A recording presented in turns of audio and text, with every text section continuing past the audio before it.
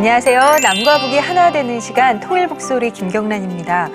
보현 씨는 중국에서 복음을 처음 접했다 그랬잖아요. 그때 딱 처음 복음을 들었을 때 느낌이 어땠어요?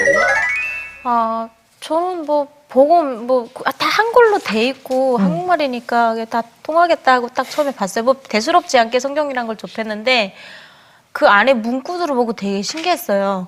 이건 어느 나라 말이지? 막 하나님이라는 존재 놓고도 하나님, 여호와 하나님, 아브라함의 하나님, 예수, 그리스도 뭐가 많잖아요. 근데 보면 주체사상이랑 기독교 교리랑 굉장히 비슷하다고 얘기를 하잖아요. 맞아요. 어떻게 보면 좀 쉽게 받아들일 수 있지 않나? 아니면 김일성이나 김정일 씨를 이렇게 예수님 바꾸면은 좀 쉽게 받아들일 것 같은데 제가 생각할 때는 그렇거든요. 김일성이 내놓았던 어린 시절 역사 활동 이야기 세계와 더불어 나왔던 김일성의 주체 사상화가 그 유일사상 체계와 그게 다 여기에 와 있는 거예요. 막 무리를 걷고 네.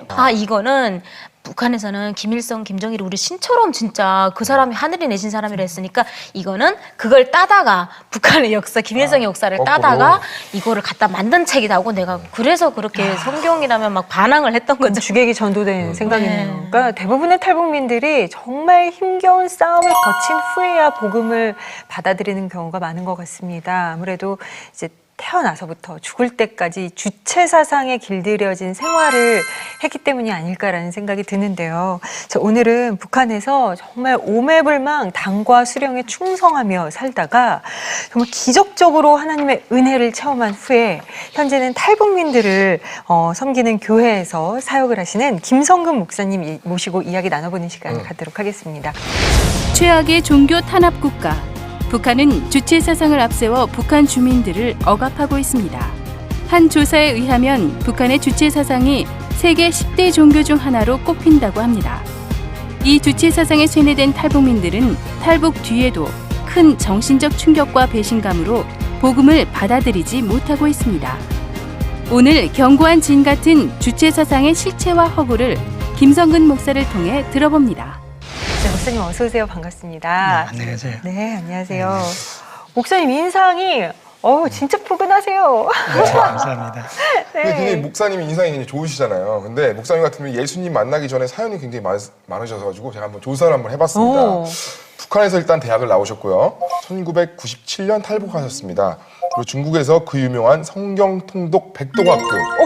우리 알잖아요. 예. 우수한 성적을 통과하시고 사역장 리더로 세움받게 됩니다. 얼마 전에 출연하셨던 그 최광 선교사님의 애제자이시며 현재 아세아 연합신학대학원에서 영성교육학 석사 코스를 밟고 있는 분이십니다. 제 조사가 맞은가요? 예, 맞습니다. 너무 정확합니다. 그리고 신학대학원은 장로회 신학대학원을 이미 졸업을 했습니다. 그러시군요. 두 번째로 지금 석사 코스를 받고 있습니다. 일단 백독은 다 하신 거죠? 예. 야, 저는 백독한 분은 어떻게 생겼을까 궁금했는데 드디어 만나 뵙네요, 목사님. 와, 그 북한에서의 삶이 좀 궁금해요. 어떻게 지내셨었나요? 저는 비교적 유복한 가정에서 좀 태어났습니다. 어머님이 의사였고요. 네. 아버님은 작가였습니다. 그러면 나만의 기준에서 볼 때는 굉장히 부유한 집이라고 생각을 할 수 있는데 그렇지는 않았어요. 또 굉장히 경제적으로는 가난했습니다. 이렇게 북한에서 의사, 작가는 경제적으로 이렇게 부유한 계층은 아니었고요. 정신적으로는 풍요로웠죠. 네. 그러다가 고난의 행군 시기에 저 경제적인 가난 때문에 제 위로 누님이 세 분이 있었는데 두 분이 아사로 먼저 갔어요.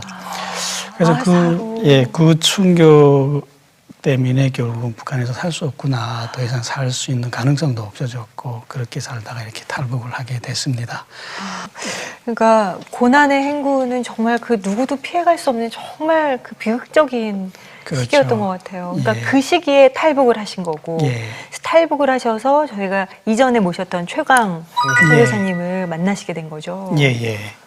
탈북자는 중국에서도 생존 문제를 해결하기가 어렵습니다. 이렇게. 그래서 저는 여기저기 떠돌아다니면서 살아도 해결이 안 되니까 최강 목사님이 저한테 그런 약속을 해주셨어요. 이렇게 자기한테 오면 먹을 것과 입을 것은 공짜로 해결해 주겠다. 저는 그 약속 바라보고 갔어요. 갔는데 밥은 공짜로 주더라고요. 그런데 혹독한 고행이 시작됐습니다. 말씀. 하루에 기도를 2시간씩 했어요. 믿지도 않는 하나님한테 2시간 기도한다는 고역입니다. 고역이죠. 그리고 하루에 그 8시간을 성경 통독을 시켜요. 이렇게 아침 8시부터 시작해서 저녁 7시까지 하면 속독으로 하게 되면 하루에 신약 성경을 한 독을 하게 됩니다. 정말 도망가고 싶었어요. 그런데 도망갈 데가 없어서 도망 못 갔어요. 저는 정말 이렇게 해결을 못하니까. 예, 밥을 먹으려고 신의 성경 공부를 할 수밖에 없었어요. 네. 그리고 재강 목사님이 저를 좀 잘 봐주셨어요. 이렇게 북한에서 대학을 졸업하고 나왔기 때문에 그래도 지식적으로 습득하는데 좀 빨랐나 봐요.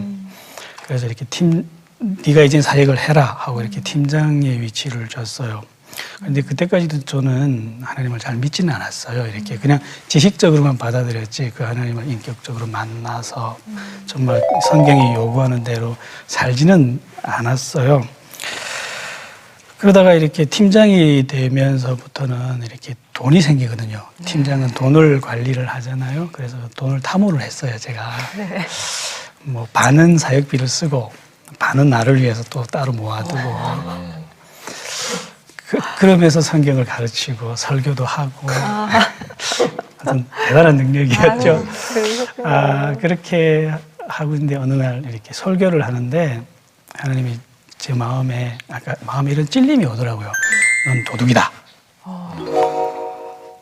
근데 그때 그 내면에서 그 느낌이 달라졌어요. 이렇게 이번에는 공개해라 그러는 거예요. 그래서 제가 그 다음에는 그랬어요. 차라리 저를 죽이십시오 하고 어떻게 공개를 합니까 그거. 그 수치스러움과 부끄러움 그리고 두려움 그것 때문에 공개를 하기 힘들었는데 저에게 여러 가지 감동을 주셨어요. 공개를 해야만 하는 이유를. 그래서 제가 하루는 결단을 하고 공개를 했어요. 같이 제가 가르치던 학생들 앞에서. 그 다음 공개를 하는데 저는 이렇게 두려울 줄 알았어요. 근데 공개를 하는 순간 한없는 눈물이 나오는 거예요. 울지 말아야 되니까 울음을 참느라고 그렇게 애를 썼는데 결국 참을 수가 없어서 그 제 방으로 이렇게 도망을 갔는데 거기서 저는 하나님을 만났어요. 내면에서 저에게 자극하던 그 존재가 한없이 충만하게 이렇게 부풀어 오르는 거예요. 제가 터져 죽는 줄 알았어요. 그러면서 눈에서는 눈물이 나오고 코에서는 콧물이 나오고 입에서 침이까지 흘리면서 제가 통곡을 하며 울었어요. 영혼으로 울면 그렇게 운다고 후에 들었어요. 그러면서 그때 어떤 강렬하고 따뜻한 기운이 저를 이렇게 품어주는 걸 경험하면서 이렇게 하나님을 인격적으로 만나게 됐어요. 그러셨군요. 그렇게 해서 이제 한국으로 오셨어요. 예. 그래서 지금 황금종교회에서 사역을 하고 계시죠.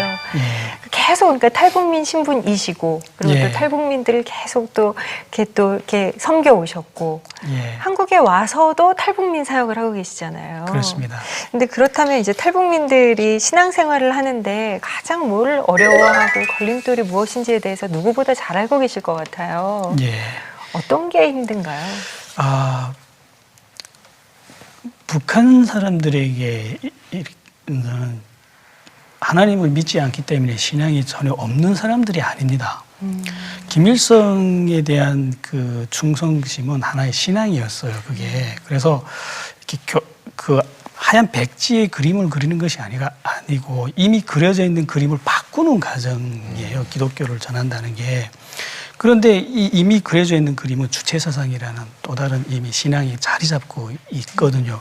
그래서 저들에게 복음을 전하는 데 있어서 가장 현재도 걸림돌이로 작용을 하는 거죠. 제가 볼 때는 보현 씨도 이제 북한에 오셨으니까 이 주체사상이 도대체 어떤 사상이나 주체사상이에요? 저는 개인적으로 이제 북한의 주체사상 그 타이틀 하나는 나쁘지는 않는 것 같아요. 지금도.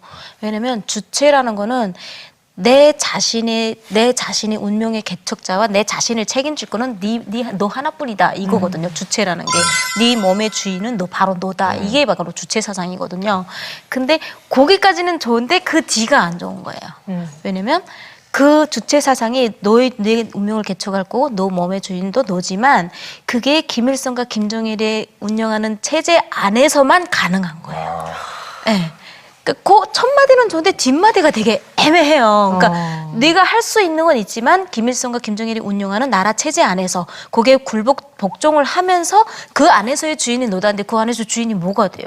그래서 여기서 딱 왔을 때도 그래 이제부터 빈터긴 하지만 내가 살아갈 거는 나밖에 없기 때문에 누구 하나 믿을 사람이 없다 해가지고 제가 하나님 버린 적도 있었잖아요. 그것처럼 그 주체 사상에 대한 그런 거는 좋았어요. 근데 그 뒤가 문제인 거죠. 근데 주체 사상이 좀 무서운 것 같아요. 무서워요. 이게 사람을 굉장히 그 참 희한한 묘한 마음을 갖게 하는 그 횡령 무서운 것 같은데. 근데 참 저는 그것도 좀 그런 것 같아요. 네 인생의 주인은 네 거다. 이게 어떻게 보면 사단이 주는 생각일 수도 있거든요. 우리의 인생의 주인은 하나님이다가 아니라 그러니까 사람을 이렇게 현혹시키기 위한 묘한 것들을 묘한, 다 네. 이렇게 좀 양념처럼 넣어놓은 듯한 느낌인데 목사님께 한번 좀 정리를 부탁드려요. 맞아요. 보현 씨가 얘기 잘 해주셨는데 그 주체 사상이라는 게 뭔지 좀 정확히 알려주세요. 예, 보현 씨가 설명을 잘했습니다. 예. 이렇게 정확하게 이해하고 있고요. 그런데 조금 이해하기 쉽게 하려면 자기 운명의 주인은 자기 자신이라는 거예요. 그래서 자기 자신이 모든 걸 결정하며 할 수 있다는 거예요. 그래서 그리고 자기 운명을 개척할 수 있는 힘도 자기 자신에게 있다는 겁니다. 정말 여기까지만 들어보면 정말 아름다운 사상입니다. 인본주의적 좀 개념, 매력적일 수 있죠. 예, 인본주의죠, 여기까지 완전. 들으면. 예, 인본주의적 시각에서 보면 이것 이상의 사상이 더 이상 있을 수 없을 정도로 완벽한 사상이 맞습니다. 주체 사상이라는 게 어떻게 해서 북한에서 자리를 잡게 됐을까? 그 역사가 어디서부터 흘러나온 걸까 갑자기 궁금해졌어요. 예, 주체 사상이 북한 사람들에게 미치는 영향력은 굉장히 거대합니다. 그런데 한순간에 만들어진 사상도 아니고 한순간에 자리 잡은 사상도 아닙니다. 그러니까 이 주체 사상이 어떻게 해서 북한 사회의 지배적인 사상으로 되기 그 과정을 보려면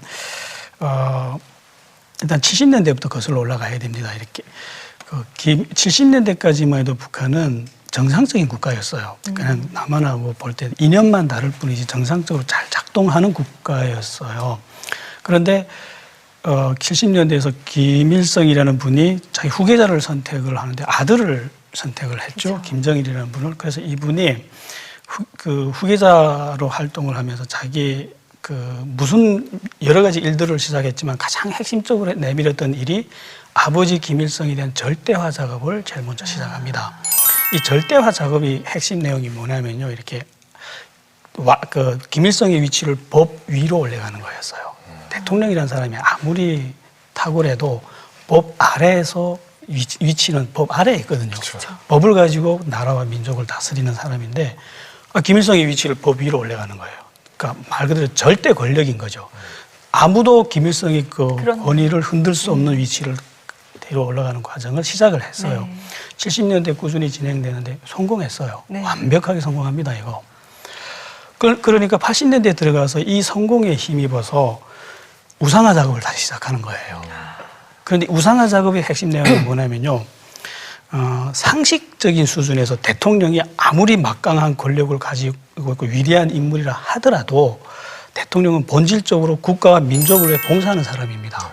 그런데 이게 뒤집히는 거예요. 김일성이 북한 사람들과 북한을 위해서 일을 하는 게 아니고 북한이란 나라와 북한 사람들이 김일성을 위해서 일을 하는 거예요. 이 본질을 뒤집었어요. 그게 우상화 내용이에요. 그런데 역시 성공했어요.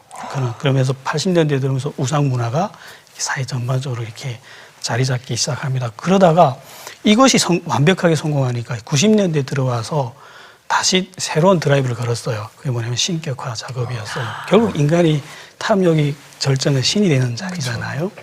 그래서 북한 경제가 몰락하고 가장 가난할 그때 김일성은 민족의 아버지에서 이렇게 전 세계 태양으로 김일성이 이렇게 한 단계 한 단계 위치가 올라갈 때 김일성의 위치를 공고히 할 수 있는 그 지배적인 이데올로기로 주체사상이 활용이 됐던 거예요. 그러니까 김일성의 위치만큼 주체사상이 자기 위치를 강렬하게 이렇게 자리 잡기 시작하면서 북한 사람들이 정신세계에 거대한 영향력을 미치기 시작을 했습니다. 그래서 그 복음을 전하는 사람들에게 있어서 주체사상을 분명하게 파악하는 건 정말 중요한 일이라고 저는 생각을 합니다. 근데 그 주체 사상이 북한 주민들을 어느 정도나 지배하고 있을까? 보현 씨도 그렇고 목사님도 그렇고 이제 북한에 계셨으니까 그 당시에 그 주체 사상이 어느 정도로 그 사회 그리고 개개인에게 얼마나 영향을 미쳤는지 기억이 나시는 대로 좀 알려주세요. 먼저 보현 씨부터. 네. 아, 저 같은 경우에는 이제 어릴 때부터 진짜 엄마 아빠 말 배울 때 우리가 뭐 엄마가 뭘 주면 감사해요. 어머니 잘 먹겠습니다. 막 이러잖아요. 근데 그게 아니라 먹을 걸 받아도 김일성 초상화 앞에 가서 할아버지 김일성 대원수님 고맙습니다. 이 인사가 먼저였어요. 아기 때부터. 네. 근데 야, 그거를 그건 진짜- 누구한테서 배웠냐면 어머니와 선생님에게서 배운 거죠. 그 사람들이 누구한테서 그걸 가르치게끔 배웠을까요? 그 아까 목사님 말씀하신 것처럼 그 김일성 주의화가 체계적인 교육 단계로 내려오기 시작하면서 김종일이가 이제 후계자서 받으면서 올라오면서 80년대부터 그게 시작됐고 80년대 후반부터 그러니까 저희 세대 때였다. 그때부터 우리가 먹을 때 시키도 하잖아요. 똑같이. 똑같은 거예요. 그러면 그거 사실 모방한 거 아닌가요? 모방한 거죠. 기독교를 정말 철저히 베껴다 놓아서 네. 그 대신에 그 하나님의 위치에 김일성을 갖다 놓은 듯한 느낌이 드는데 예. 아니 그러면 오히려 이거 사실 좀 진짜 궁금한데요. 이거 정말 그냥 기독교 교리에 대해서 정말 잘 아는 사람이 이렇게 체계화해 놓은 건 아닌가요? 그 북한 사회에서 기독교에 대해서 기독교가 가지고 있는 힘과 영향력을 가장 잘 아는 사람이 김일성이에요. 그는 어머님 이름이 강반석이잖아요. 그 확인된 자료는 없지만 그 아버지 김형직이라는 분도 전도사라는 걸로 알고 있습니다. 어머님이 강반석이세요. 예, 집사님이셨어요. 그러니까 기독교가 가지고 있는 이 힘을 누구보다 가장 잘 알고 있는 사람이 김일성이니까 자기의 그러니까 기독교의 경배 시스템을 자기의 그 우상 문화에 그대로 접목을 시켰던 거죠.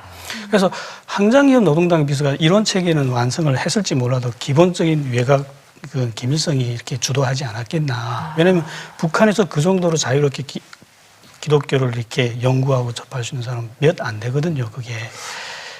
그러면 그 탈북민들이 남한에 와가지고 복음을 받아들이기가 굉장히 어렵다고 이제 들었거든요. 이 프로그램 하면서 굉장히 예. 힘들게 받아들여요. 그 이유가 뭔지 잘 모르겠어요. 왜냐면 어떻게 보면 주체사상이 비슷한데 예. 더 받아들이기 쉽다고 좀 생각이 드는데 어떻게 오히려 더 받아들이기 힘들다고 이렇게 얘기하는데 그 예. 이유는 보통 이렇게 낭만적으로 생각을 하면 주체사상과 기독교가 너무 비슷하니까 그냥 이름만 바꾸면 달라지니까 쉽게 받아들일 수 있지 않겠느냐 이렇게 생각하지만 사실은 반대예요. 그 왜냐하면 탈북민들은 그 중국에 나와서 굉장한 큰 배신감을 느껴요. 일단은 왜냐하면 북한에 있을 때는 김일성과 김정일을 이렇게 숭배하고 경배한 거 정말 신앙으로는 흉내낼 수 없을 정도로 절대적으로 믿었어요. 그래서 절대적으로 그 믿었다가 중국으로 나오니까 이게 거대한 거짓말이었거든요. 그러니까 그 정신적으로 완벽하게 의지했다가 그 배신당했던 사람의 마음은 공허감은 굉장히 큽니다. 그러면서 그들에 대한 충성심을 버림과 동시에 그들이 사용했던 주체사상도 동시에 버리거든요. 그런데 여기 와서 기독교를 봤더니 똑같거든요. 받아들일 수 있을까요? 힘들겠네요. 그러니까. 그렇죠. 그러니까 저건 이름만 다른 같은 사상이에요. 똑같은 사상이 속았단 말이에요. 그러니까 마음문을 철저히 닫고 안 여는 거죠. 그 도움이 될 때는 피상적으로 이용하기 위해서 다가는 가지만 마음은 안 열려요. 저도 됩니다. 그랬던 게 북한에서 김일성이 하늘이 내신 분이라고 하거든요. 맞죠, 목사님? 네. 지옥의 땅덩어리로 들어간다고 했거든요. 그 사람들이 그때 우리는 다 이제는 죽었다. 그래서 그 김일성이라는 자체가 하나님이었고 그게 주체가 김일성이가 하나님이었고 김일성의 그 사상이 복음이었던 거예요. 그거를 바꿔놓은 게 한국에 오니까 그런 말을 하니까 여기는 자본주의, 썩어병든 자본주의 세상으로 알고 있잖아.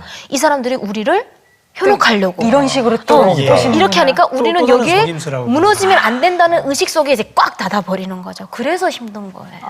정말 이게 저는 그냥 이렇게 피상적으로 생각하다가 맞아요. 진짜 목사님이 굉장히 이렇게 탁탁탁 설명을 해주시니까 가슴이 저미도록 아프네요. 그렇죠. 굉장한 비극이죠, 이게. 그러니까요.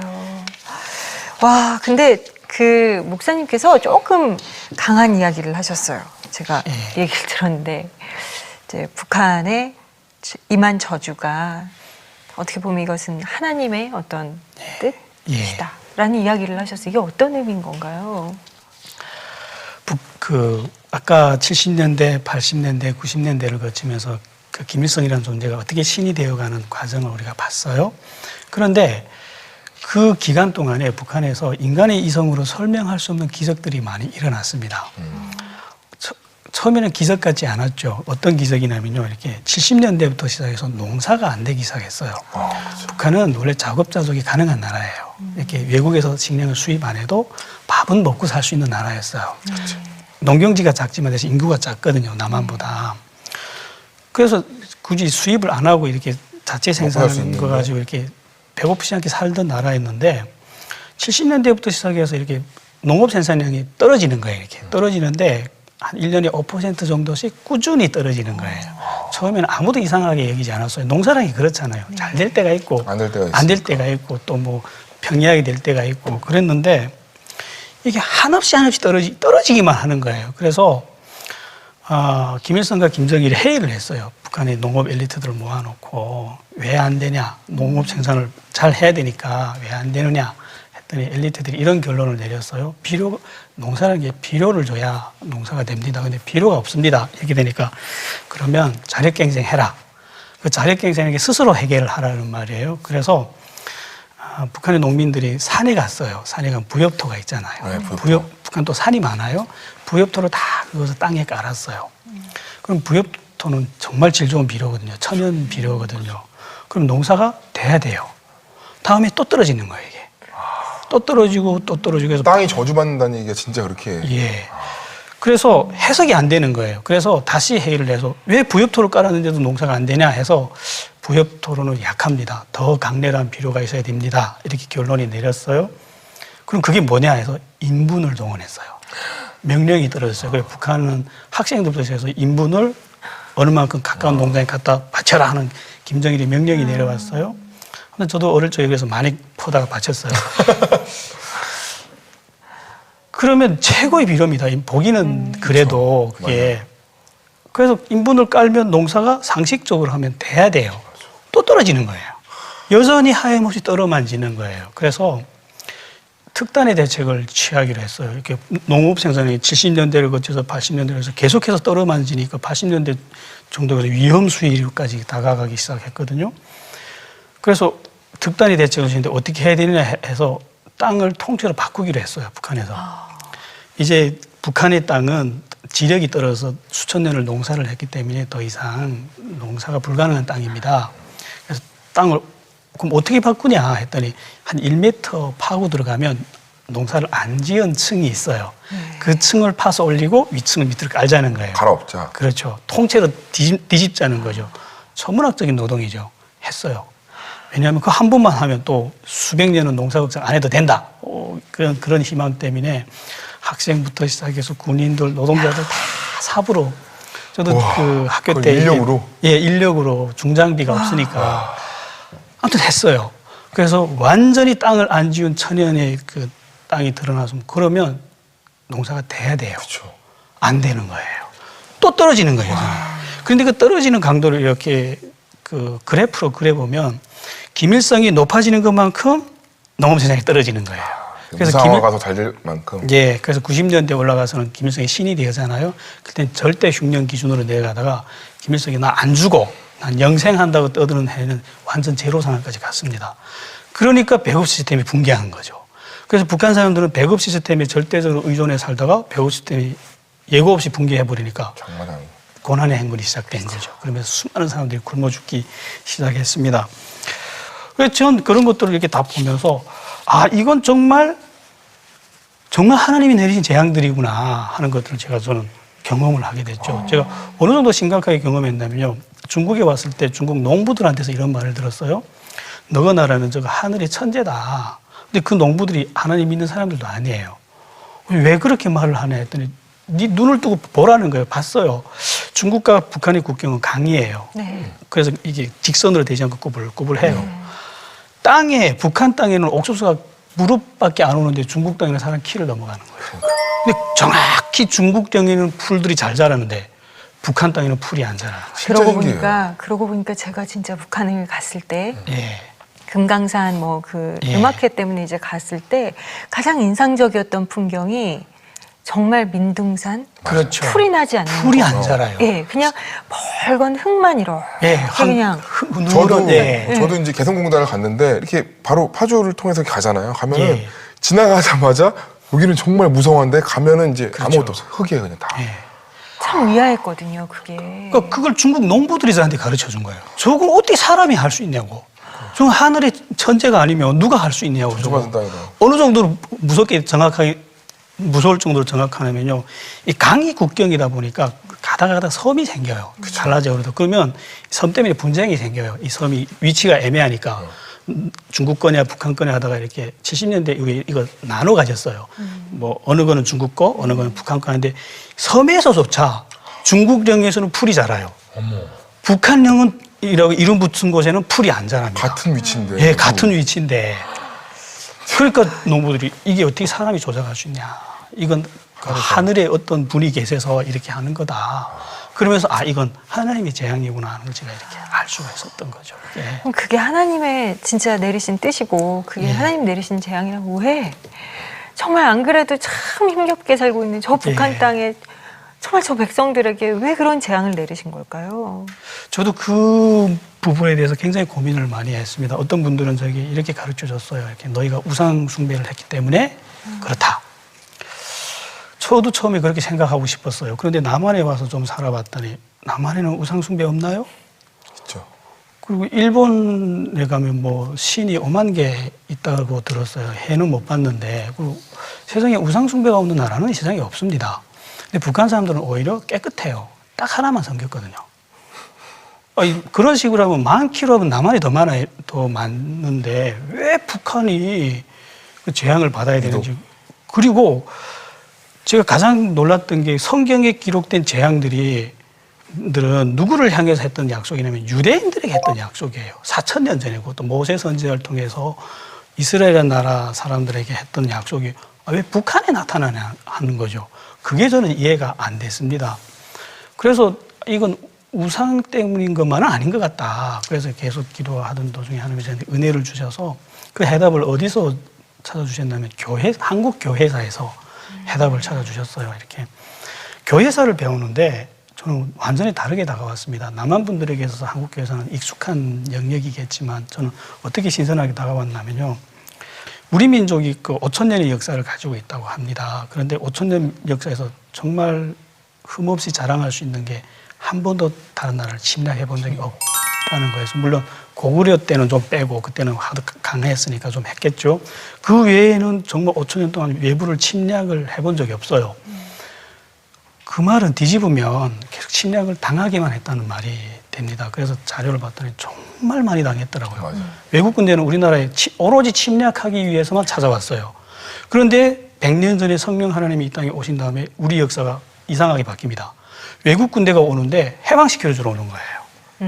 맞아. 6.25 전쟁이 자기들끼리 전쟁이 일어났어요. 그때 낙동강까지 밀려 내려갔습니다. 온 세상에서 이름도 알 수 없는 나라들에서도 외국 군대가 왔어요. 그리고 전쟁을 원상복귀하고 또 다시 돌아갔어요. 그러면서 하나님이 저한테 주셨던 은혜는 이런 것이었어요. 이 나라는 내가 성령을 주었고 정결케 했고 계몽시켜줬고 나라를 찾아줬다. 이 나라의 주인은 나다. 너희는 내 백성이다. 그래서 너희는 성경에 기록된 그 약속 안으로 들어갔다는 거예요. 그때. 왜? 하나님이 모든 걸 다 주셨으니까. 그래서 나는 약속대로 이 나라에 해주신다는 거예요. 38선 이남에서는 정말 이남 분들은 정말 하나님을 잘 섬겼죠. 새벽 기도를 만든 나라, 금요철회를 만든 나라. 그러니까 복을 주셨어요. 제가 볼 땐 진짜 복을 주셨어요. 예, 어떤 사람들은 정말 그런가 이렇게도 생각을 하시더라고요. 그리고 북한 사람들에게는 약속대로 또 이렇게 성경에 기록된 약속 그대로 저주와 재앙을 내릴 수밖에 없었다고 하나님이 이렇게 말씀을 하시더라고요. 그래서 우리가 저주와 재앙을 그러니까 하나님이 북한 땅에 저주와 재앙을 내린 이유를 그때 제가 알게 됐어요. 우리가 정체성을 잃었구나. 우리가 누구라는 걸 잃었구나. 그래서 우리가 누구인지를 몰랐기 때문에 김일성을 섬길 수밖에 없었고 그것이 연쇄적으로 이런 반응이 나타날 수밖에 없었구나 이런 생각이 들었어요. 그래서 저 북한의 재앙을 없애는 방법은 북한 사람들이 하나님께 돌아오는 그거밖에 없다고 저는 생각을 합니다. 그러니까 결국은 이제 탈북자들이 하나님에게로 돌아와야 진짜 축복의 삶으로 바뀔 수 있다라는 이야기신데, 참 오늘 이야기 들으면서 우리 탈북자들이 하나님을 만나는 일이야말로 정말 이 땅을 위한 일이라는 생각이 다시 한번 들게 그렇죠. 됐거든요. 예, 그 이제 탈북자들이 다가와서 복음 접할 때 옆에 있어주고 싶은 마음이 갑자기 맞아요. 생기는데 예. 어떨까, 이렇게 주체 사상이라는 게 예. 이제 그분들이 봤을 때 이게 신앙에 도움이 그래도 어떻게 좀 될 수 있을지, 아니면 이게 굉장한 방해가 될지, 아까는 사실 저희는 이건 정말 너무나 끔찍한 방해다라는 생각이 예. 들었거든요. 예. 어떻게 보세요? 예, 그래서 이렇게 표면적으로 볼 때는 거대한 방해입니다, 이거. 예. 그러나 상대를 정확하게 이해를 하고 파악을 오히려 파악을 하게 되면 강점이 약점이 될 수가 있습니다. 그래서 이렇게 주체사상을 가만히 들여다보면 성경을 완벽하게 뺏겨갔어요. 그런데 단 하나는 뺏겨가지 못했어요. 그게 뭐냐면요, 성경이 말하고자 하는 하나님의 사랑이에요.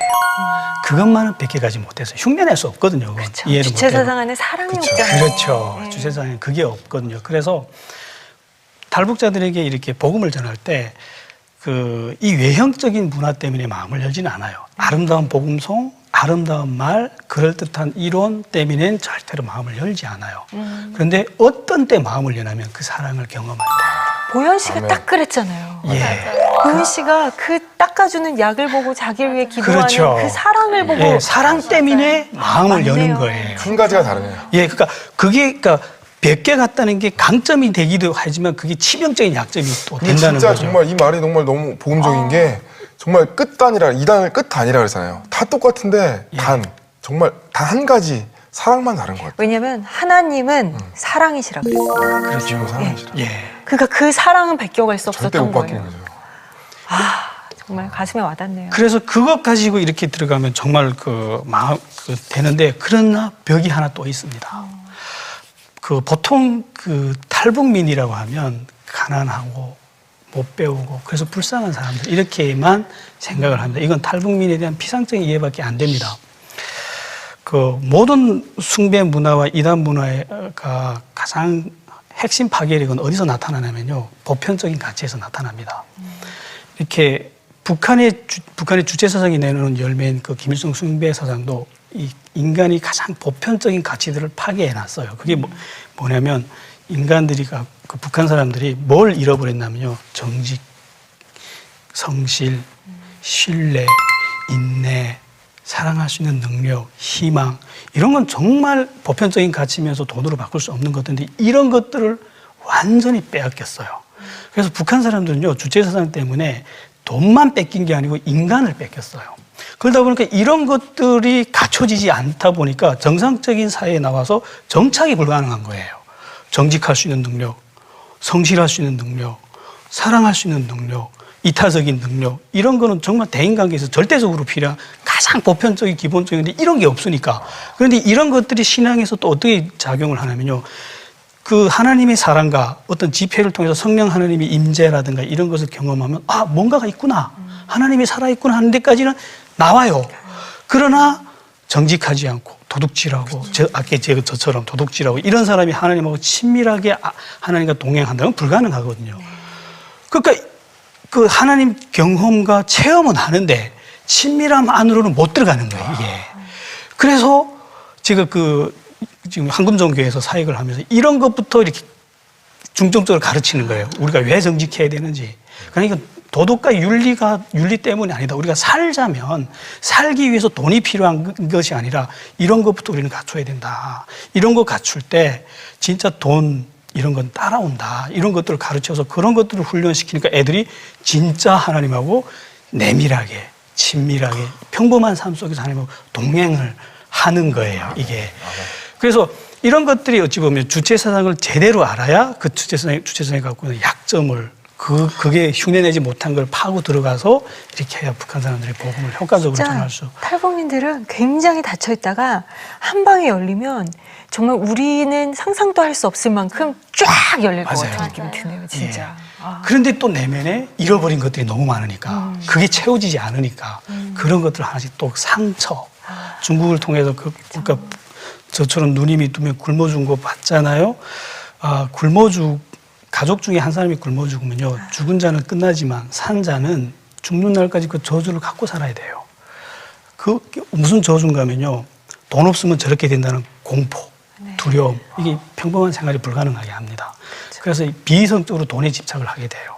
상처 때문에 그러거든요. 그게 그런 것들을 치유받아야 되는데 그런 것들을 극복을 해 나가야 되는 거죠. 쉽지 않습니다, 북한 선교. 그래서 정말 목사님 진짜 귀한 사역을 해주고 계셔서 정말 감사하고, 오늘의 이 시간이 저희들에게 굉장한 이 안목을 새롭게 만드는 시간이 된 것 같아요.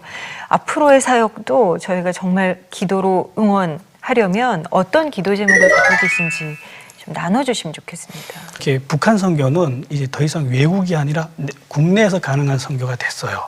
하나님의 은혜입니다. 제가 볼 때는 어느 때보다 더 열정적으로 활발하게 해야 되는데 오히려 상황은 이렇게 많이 이렇게 식었다는 거죠. 그래서 그게 저는 마음이 아픕니다. 그래서 일단은 이곳 사람들에게 하나님이 어떤 일을 하고 계시는지 소개하고 싶고요. 그리고 이렇게 탈북자들에게 살 수 있는 유일한 길은 자꾸 한국보다 더 풍요로운 나라로 가서 해결되는 게 아니라 하나님께로 돌아와야만. 왜냐하면 하나님이 저주와 재앙을 받았으니까 하늘 아래 땅 위에서 도망갈 데가 없어요. 탈북자들은. 그걸 알리는 사역. 왜 이렇게 됐는지 해답을 찾아 이분들이 거기서 구출돼 나올 수 있잖아요. 그거를 계속해서 앞으로 하고 싶어요. 그래서 아무튼 탈북자들이 자기 정체성을 깨닫고 하나님께 나오게 하고, 남한교회가 하나님이 하신 일에 눈을 뜨고 다시 그 옛날의 은혜와 열정을 회복했으면 하는 바람이 있습니다. 그것 때문에 제가 기도하고 있고 또 기도 부탁을 합니다. 목사님 정말 귀한 말씀 잘 들었고요. 앞으로도 사역을 위해서 저희 함께 응원하면서 하나님의 그 뜻이 어떻게 열릴지 기대를 하겠습니다. 고맙습니다. 네, 나와주셔서 감사합니다. 감사합니다. 네, 오늘 통일목소리는 여기까지입니다. 저희는 다음 주에 다시 찾아오도록 하겠습니다. 함께해 주신 여러분 고맙습니다.